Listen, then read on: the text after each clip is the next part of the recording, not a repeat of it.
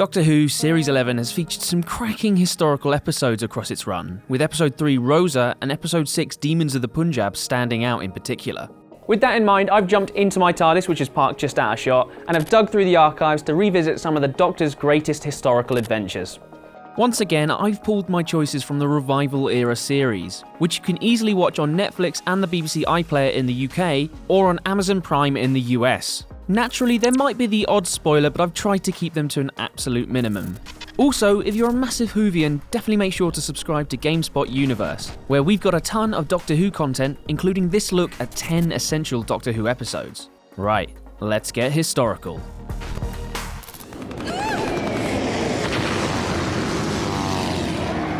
Not only is this series 1 two-parter one of the very best stories of the Revival era, it's also a cracking historical adventure in its own right.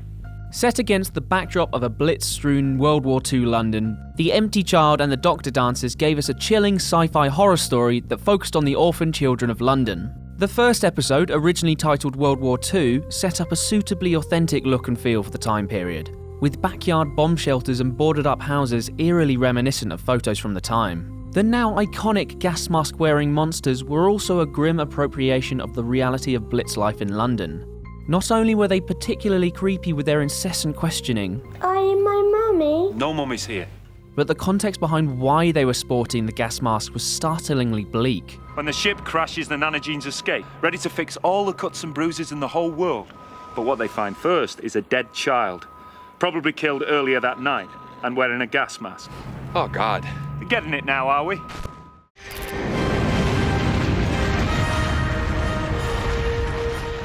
The Fires of Pompeii might be one of the most memorable historical episodes of all of New Who. It poses the question, why can't the Doctor interfere with certain moments of history? Why can't the Doctor, for example, go back and kill Hitler? Or stop the Titanic from ever setting sail? The answer, as we so brutally found out over the course of this episode, was that there are fixed moments in time. Moments that just need to happen for the natural order of history to remain in place. This unique dilemma was perfectly explored in The Fires of Pompeii, which saw the Doctor and Donna arrive in the ill-fated Italian city on the eve of Volcano Day. And the dynamic between the Doctor and Donna, in only their third adventure together, was stretched to the absolute limit. With the Doctor happy to leave the city to its fate, the weight of the situation falls on the shoulders of poor Donna, who fights to stay and save the people of Pompeii. And it's this central interplay that lends the episode so much weight. And when things go sideways, and boy do they go sideways, The Fires of Pompeii delivered a suitably devastating central set piece.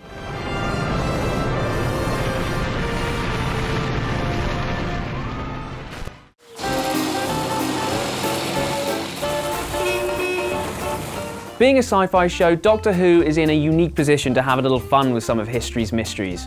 Ooh, try saying that 5 times fast. Anyway, one of the most enjoyable forays into the past is the Unicorn and the Wasp. This mad episode featured Agatha Christie solving a murder mystery that was perpetrated by a shape-shifting giant wasp. Oh, and kudos to writer Gareth Roberts, who managed to name-check over a dozen Agatha Christie novels in the script. The body in the library. Murder on the Orient Express. The cat among the pigeons and A dead man's folly. they do it with mirrors. What with death? Cards on the table. Endless night. Crooked House was taken at the flood. The moving fingerprint. Death comes as the end, and justice is served. And that's just all the ones I spotted. There's probably tons more. While this episode was less inspired by history, taking more inspiration from the plots of Christie's own work, it does paint a vivid picture of 1920s England with its smashing garden parties, darling. Topping day, what? Spiffing. Top hell. But most alluring of all, the Unicorn and the Wasp delved into the mystery of Agatha Christie's real-life disappearance. Christie actually went missing in 1926 for 11 days, and when she was found, she claimed she couldn't remember anything. Well, Doctor Who filled in the gaps of Christie's amnesia, and it was sufficiently bonkers.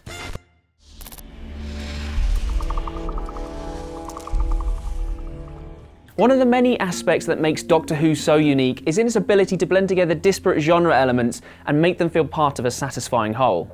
That's what the underrated Series 7 episode Cold War did particularly well. This adventure blended the tense politics of the time with the reintroduction of a classic Doctor Who monster, the Ice Warrior, to satisfyingly thrilling effect. This episode felt like a sci-fi retelling of The Hunt for Red October, mixed in with lashings of Alien, and as crazy as that sounds, it really worked.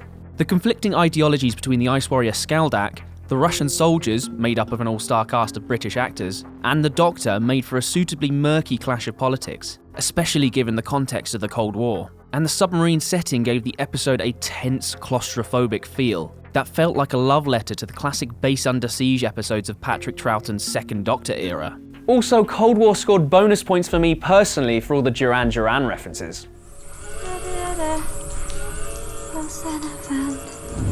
And I'm hungry like the wolf.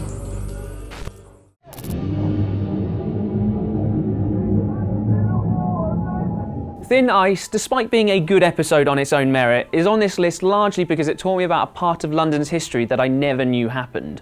I lived in London for nearly 10 years and walked along the Thames plenty of times, but it had never occurred to me that it had ever frozen over. Yet that's the basis for this Peter Capaldi episode that sees the Doctor and Bill visit the final ever Frost Fair in 1814. Thin Ice's version of the Frost Fair itself was well realised, complete with an elephant which was actually led across the Thames as a stunt to lure people onto the ice. But it's the way Thin Ice handled the theme of racism that made it truly stand out. While it didn't provide as measured an exploration of the theme as Rosa did recently, it still gave us Bill's unique perspective on the racism of the time, and of course, this satisfying moment.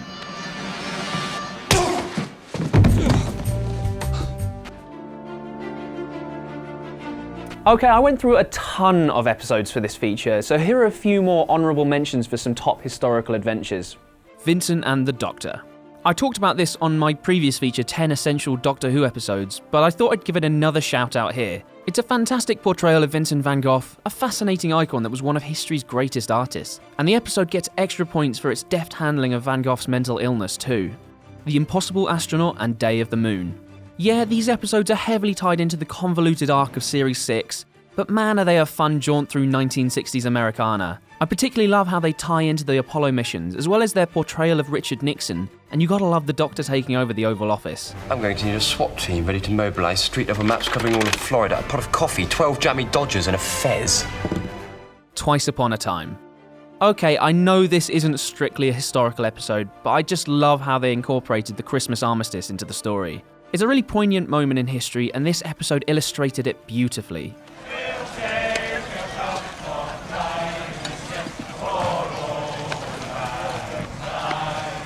Alright, I'm done. I ended up talking about 9 there, but there's just too many to choose from. Naturally, I've probably missed a ton of your personal favourites, so please let me know them in the comment section below, or you can come find me on Twitter at Adam Rees Mace. Thanks for watching, guys, and I'll see you next time.